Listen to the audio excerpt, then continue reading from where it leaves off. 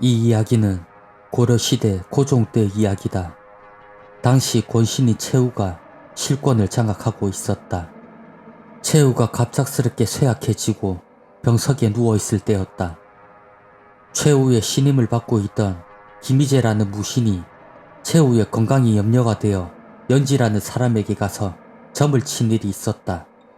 연지가 점을 쳐서 알려주었으나 그 내용이 길하지 않았고 김희재는 개의하게 여겨 가까운 사람에게 말하였다. 그랬더니 그 내용이 최후의 귀에까지 들어갔다. 심지어 그 내용은 김희재가 반역할 뜻이 있어 그러한 소문을 퍼뜨리는 것이라고 비방하는 무리도 있었다. 김희재, 이놈을 잡아오거라. 최후는 즉시 김희재를 잡아오라 명하였다. 당시 김희재는 전라도 순문사가 되어 나주에 머무르고 있었다. 최후가 자신을 의심하고 잡으라는 명을 내렸다는 소식을 듣고 모든 것을 단념하였다. 그리고는 태연히 새 아들을 데리고 바다로 나갔다. 아들아, 최후가 이 아비를 잡으러 온다고 한다. 억울한 일이나 이미 죄인으로 잡히게 되었다면 살아날 도리는 없을 것이다. 내가 죄로 몰려 죽는다면 너희들도 온전하지는 못할 것이다. 잡혀가서 죽음을 당하는 것보다는 차라리 스스로 목숨을 끊는 것이 낫다. 이 말에 새 아들도 동의하였고 결국 김희재와 새 아들은 바다에 몸을 던져 자살하고 말았다. 김희재의 큰아들 김홍기는 상장군 조영경의 사위였다. 조영경은 죄없이 죽은 사위를 무척이나 애석하게 여기며 아내에게 말했다. 참으로 외처로 노릇이요. 이 집 부자가 죄없이 몰살을 하여 그 집안의 제사를 받들 사람도 없게 되었소. 우리는 남도 아니요 인척이 되는 터이니 우리 집안은 죽은 사람의 명복을 비는 뜻으로 한동안 소식하고 육식을 금하도록 하시오. 사돈 집안을 생각했던 행동이 후에 큰 화를 부르게 되었다.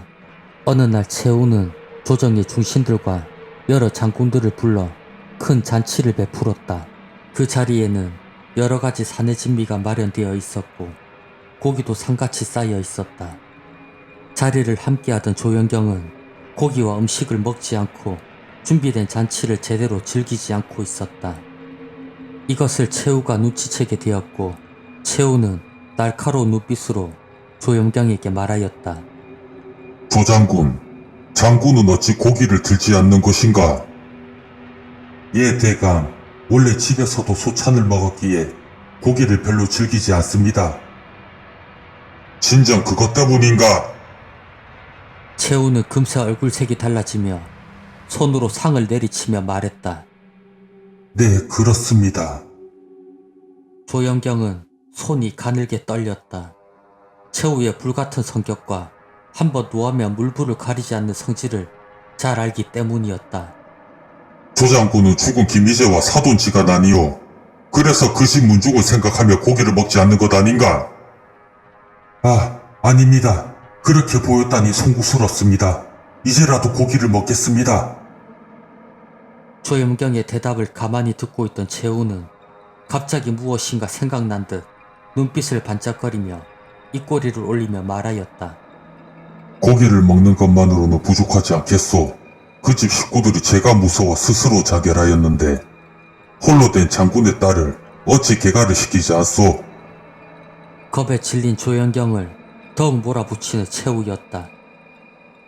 어서 개가를 시키시오. 만일 개가를 시키지 않으면 장군도 죽은 그들과 같이 다른 뜻이 있는 것으로 알겠소. 한 손으로 술잔을 들고 웃으며 조영경에게 말하였지만 그 말에는 도끼가 가득하였다. 잠시 아무 말도 못한 채 가만히 있던 조영경은 떨리는 목소리를 숨기고 대답하였다. 네, 분부대로 하겠습니다. 이렇게 되었으니 딸을 개가시키지 않을 수 없게 되었고 만일 거역하였다가는 언제 죽음을 당할지 모르는 노릇이었다.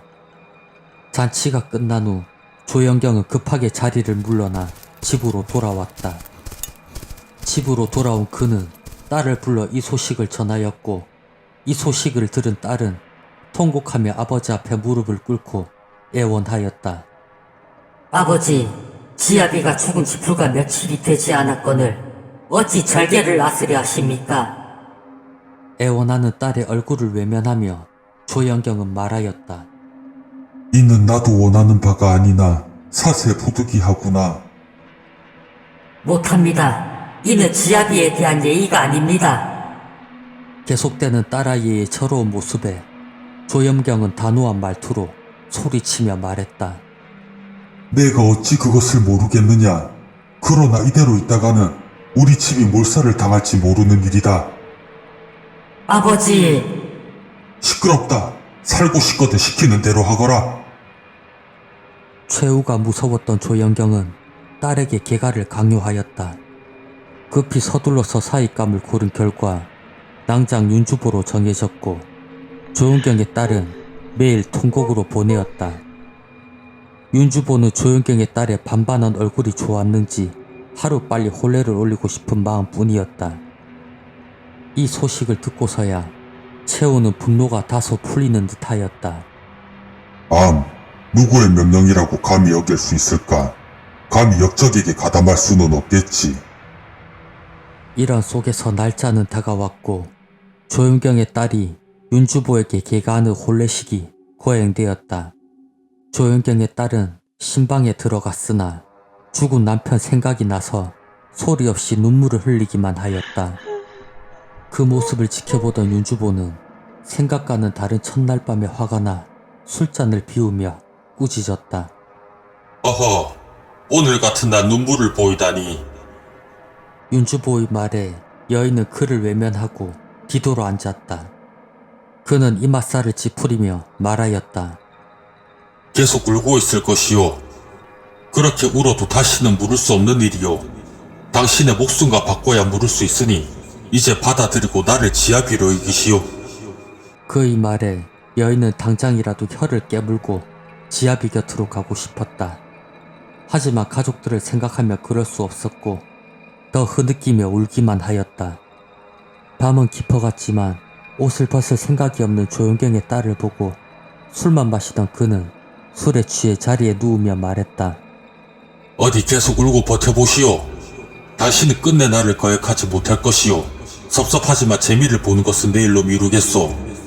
이렇게 말한 윤주보는 잠이 들었고 괴이한 꿈을 꾸게 되었다. 꿈에는 김희재의 장남인 김홍기가 나타나서 윤주보를 노려보며 소리쳤다. 윤관대 이놈! 너는 어찌 감히 내 아내를 갈취하려 하는 것이냐? 꿈이지만 김홍기는 살아있는 듯 느껴졌고 윤주보는 그에게 지고 싶지 않았다. 그래서 김홍기에게 대꾸하였다. 갈취하다니 그게 무슨 말이냐? 엄연히 혼인을 하였고 상장군의 승낙을 얻어서 결정한 일이며 또 위로는 최의 어른의 뜻이거늘. 김홍기는 최호라는 말에 더욱 울분이 치미는 듯 금방이라도 죽일 기세로 윤주보의 사타구니 사이를 발길질하였다. 최우라니, 너는 그런 놈에게 붙어서 남의 아내를 겁탈하려 하는 것이냐? 꿈이라고 하기엔 김홍기가 때리는 곳의 고통이 전해졌다.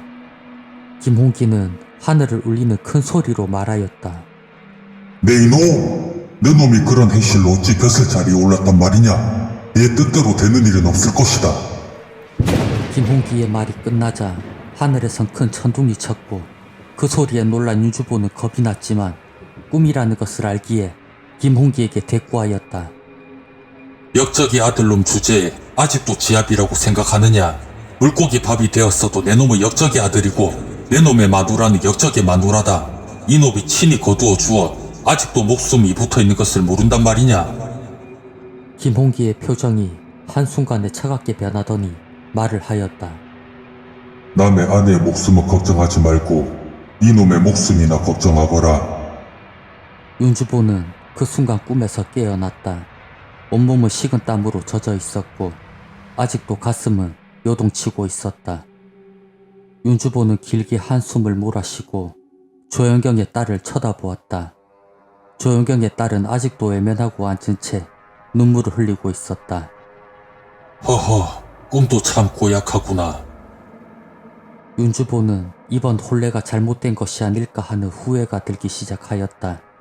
그리고 꿈에서 걷어차인 사타구니가 아프기 시작하였다. 점점 아파지더니 고통은 참기 어려웠다. 윤주보는 여러 의원에게 진료를 받았으나 원인은 모른다는 말뿐이었다. 그리고 얼마 지나지 않아 증세는 더욱 악화되어 병석에 누워 의식이 없게 되었다. 윤주보는 알 수 없는 말을 중얼거렸고 결국 이튿날 절명하고 말았다. 윤주보의 죽음은 원통한 선택을 하고 아내까지 잃게 된 김훈기의 원한 때문이 아니었을까.